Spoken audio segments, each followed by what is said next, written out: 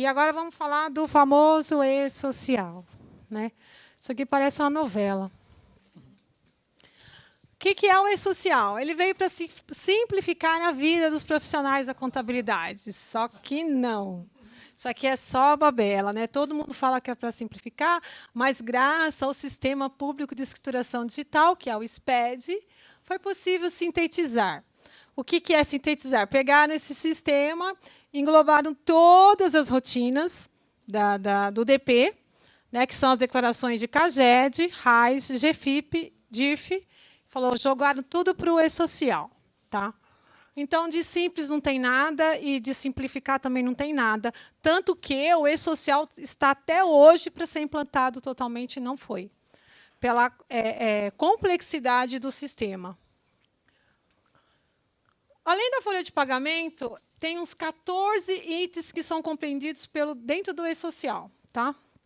Até então, eles foram todos cobrados individualmente, que são aqueles, eu vou depois mostrar a listagem, que é tudo que a gente entrega durante o mês, durante o ano. São as rotinas, as obrigações acessórias, que a gente entrega mensalmente, e as anuais. Toda vez que vira o ano, para a contabilidade, tipo assim, é o inferno astral. Né? Porque a gente já começa o ano entregando DIRF até final de fevereiro, informe de rendimento, para que dê tempo das pessoas poderem fazer o imposto de renda, que termina em abril. Em março vem a RAIS, e aí vai uma sucessão de entrega de rotinas. Fevereiro, março, abril, aí depois vem o PJ, e assim a gente vai até agosto.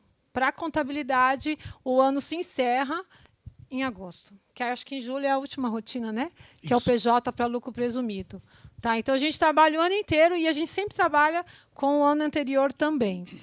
Aí tem aquela questão de que chega cliente, às vezes sai algum cliente, a gente sempre trabalha para o cliente não sair, mas toda vez que entra um cliente novo ou sai um, a gente tem que entregar todas as rotinas e os arquivos para que a próxima contabilidade possa seguir, e quando vem, a gente precisa dos arquivos para dar continuidade. E a gente tem muito problema, e isso dá muito problema, que não sei se vocês têm contato, na hora de você pegar, por exemplo, a informação de um empregado. Quando é virada de ano, é muito ruim isso, porque tem aquela coisa, quem vai entregar a RAIS? Quem vai entregar a DIRF? Porque, normalmente, é arquivo, e são arquivos gerados por sistemas. Tá? Então, vamos lá. Esse aqui é o bando de coisa que o e-social vai comer. O CAGED, que é o Cadastro Geral de Empregados e Desempregados, isso é obrigatório. Eu sou do tempo que o CAGED era feito manual, datilografado, e eu falava, nossa, para que essa coisa chata todo mês? Eu falava porque quando acontecia de ter algum buraco no escritório, quem sentava para fazer era eu, e eu achava um absurdo ter que fazer CAGED. Tá? Datilografado. Vai para o e-social. Para datilografado. Ele vai para o Ministério do Trabalho. Ministério do Trabalho. Então, aproveitem essas informações que eu vou passar para vocês descobrirem vínculo de empregado, CBO, admissão e demissão. Vou passar tudo aqui, todos os formulários que constam essas informações. Então, aproveitem, porque aqui é a hora de descobrir. Porque vira e mexe, alguém me pergunta. A Rita é uma que sempre sai atrás de mim, Viviane, preciso descobrir onde que eu consigo isso. Aí eu falo para ela, vai em tal lugar. Então, o CAGED ele vai para o Ministério do Trabalho. Ele informa os admitidos e os demitidos. Vocês vão ver depois, ao final da apresentação, acredito que logo após o intervalo, eu trouxe 20 modelos de formulários para vocês verem, que são exatamente esses daqui. Um ou outro não está lá, mas vocês vão ver as rotinas que a gente entrega, e eu vou mostrar onde que estão as informações, que é o CBO, que é a admissão, que é a demissão, e quase todos eles trazem essa informação. O CAGED é mensal, tá, gente? O CAGED é mensal, porque é a movimentação que aconteceu na empresa. Entrou, admitiu, demitiu, tem que informar. E ele é entregue no 5º dia útil, né, Jéssica? Essa aqui é a Jéssica, tá, gente? Eu não apresentei, mas ela trabalha comigo no meu departamento pessoal. Por que eu trouxe a Jéssica? A Jéssica, ela não é advogada, também não é formada em contabilidade, porém a Jéssica faz o operacional. Ela opera o e-social. Ninguém melhor para falar do E-Social e tirar alguma dúvida que a própria Jéssica que está aqui. Só corrigindo, ela é formada em contabilidade, ela sim. Ela formou, né? Esqueci, retiro o que eu disse. Ela formou, sim. Ela é a mãe. E ela, então, tem coisas que a gente... Porque eu não opero o E-Social diretamente. Então, tem muitas coisas que eu pergunto para ela e ela sabe as informações que ela fala. Isso pode, isso não pode. E aí, depois, a gente vem com a guia de recolhimento do FGTS, que é sobre as informações que vão para a Previdência. Tá? Ou seja, aqui, esse asterisco, gente, vem no lugar errado. A Previdência Social é a GFIP, tá? Eu vou corrigir isso aqui. Então, na realidade, é a tal da GFIP, que a gente chama de CFIP. Por quê? Porque ela traz todas as informações do Fundo de Garantia, mas, principalmente, as informações de Previdência. Entendeu? Porque hoje é Receita Federal do Brasil, porque ela engloba tudo. Então, vai direto, é um caminho que vai, é uma linha direta. Se tiver na CFIP, você consegue provar vínculo empregatício, você consegue provar que ele trabalhou, você consegue provar que um sócio, dono de uma empresa, trabalhou. Sabe aquelas questões que o Carlos falou lá no início? Como você prova que o cara tem tempo de serviço, mas não recolheu? É na CFIP que você encontra. Por quê? Porque lá tem a retirada do Prolabore. Às vezes, ele foi lá, colocou o nome dele lá e não recolheu. Mas, se você pegar uma CFIP, onde não consta o nome do sócio, aí você vai precisar de outras informações para provar esse trabalho. Porque, às vezes, ele está como sócio, ele não tem retirada e também não trabalhou. Mas a CFIP é um caminho. Tá? A Jéssica está aqui de testemunha. Quando eu preciso, eu falo, Jéssica, desce os arquivos de fulano, pede os arquivos de fulano, que eu preciso saber se esse cara teve retirada de Prolabore. E quando eu fui dar entrada na minha aposentadoria, ela teve que descer um batalhão descer porque fica num sótão, de documentos para eu poder provar. Eu tinha uns buracos no meu CNIS e eu precisava provar o tempo de trabalho, com recolhimento ainda por cima. Tá?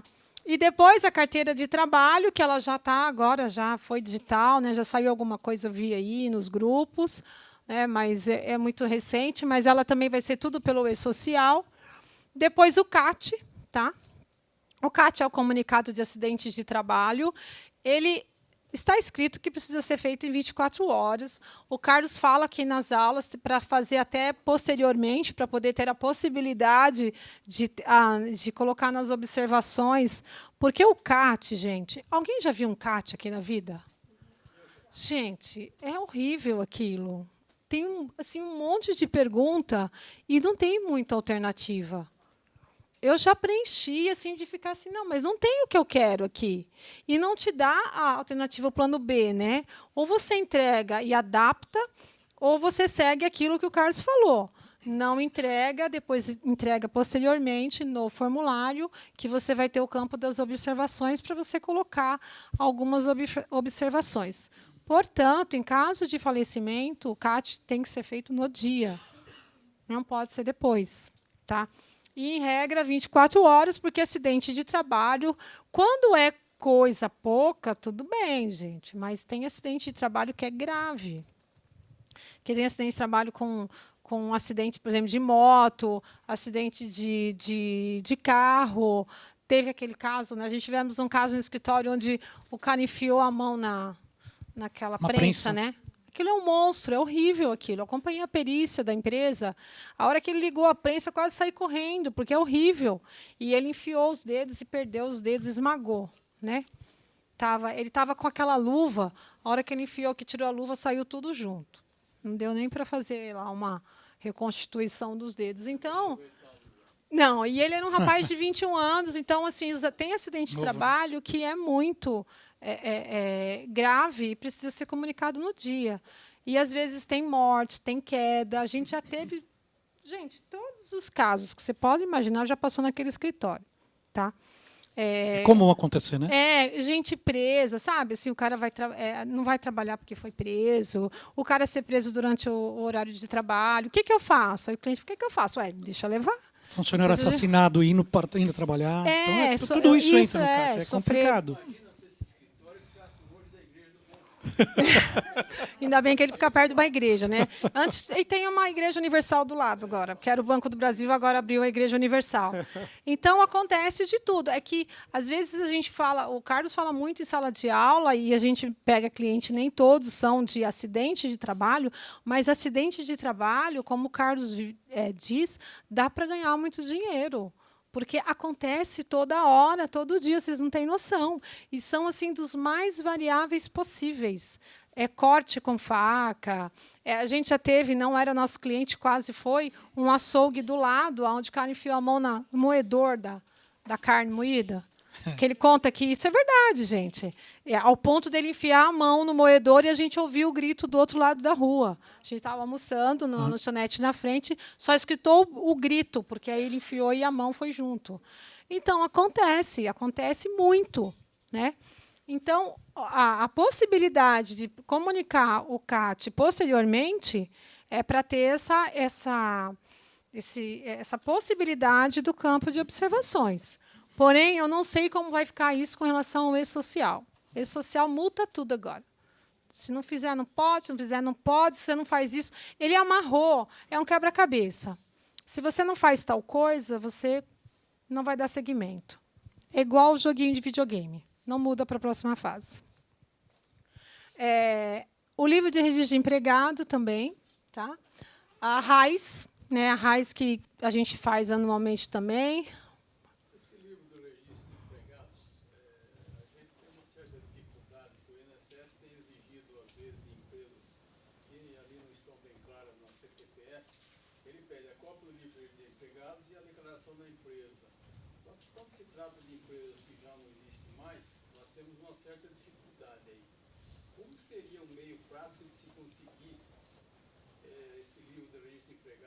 Antigamente usava-se ficha.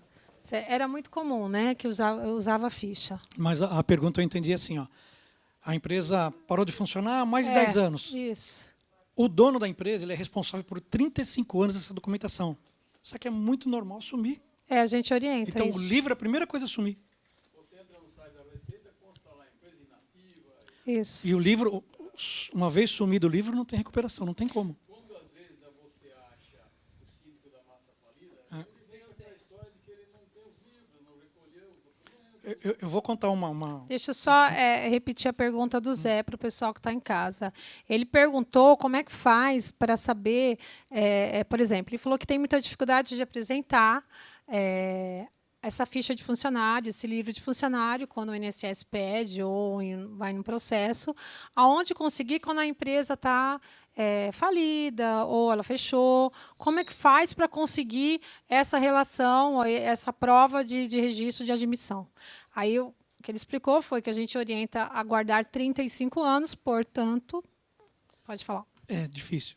É que a fiscalização, a primeira coisa que pede é o livro de registro, porque quando ele entra na empresa, ele entra com uma prancheta e com o livro e vai vendo. Você é a Ana não está na relação, ele vai anotando. Que é justamente para saber quem está sem registro, quem... Quer dizer, a fiscalização quase não existe mais, mas era bem assim. Eu tenho um caso de uma empresa que, inclusive, eu trabalhei como contador lá, eu saí, essa empresa foi fiscalizada, era uma fundidora de ouro, então tinha muito dinheiro.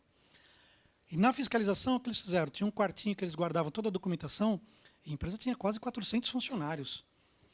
Colocaram num quartinho que tinha uma fossa embaixo. Você imagina o que aconteceu. Já era, né? Perdeu tudo. Quem ia mexer naquilo? Ninguém. Então é irrecuperável, não tem como recuperar. Hoje tem as mídias eletrônicas, tal, mas coisas de 15 anos atrás, 20 anos atrás, não tem como recuperar. Não tem. Geralmente ocorre nos contratos antigos. Exatamente. É o problema. Fica com as mãos amarradas, né? Exatamente. O INSS pode dizer, olha, a carteira está... Aí você tem que pegar os outros itens, né? Ó. Você tem que provar em cima dos outros documentos. Embora, fazendo uma observação, eu sou formada em contabilidade há mais de 20 anos. Há uns 23, 24 anos. E desde a época que eu sou formada, já se usava todos os programas. Estava começando os programas que a gente falava que era maravilhoso assim, você não ter que escrever e datilografar. Então, desde essa época, foram implantados os primeiros programas de folha de pagamento. Eu mesma dei suporte num programa de folha de pagamento, que é o DPComp, que era famosíssimo na época, que era no MS-DOS que era feito. E aí, então, normalmente, banco de dados assim tem, tá?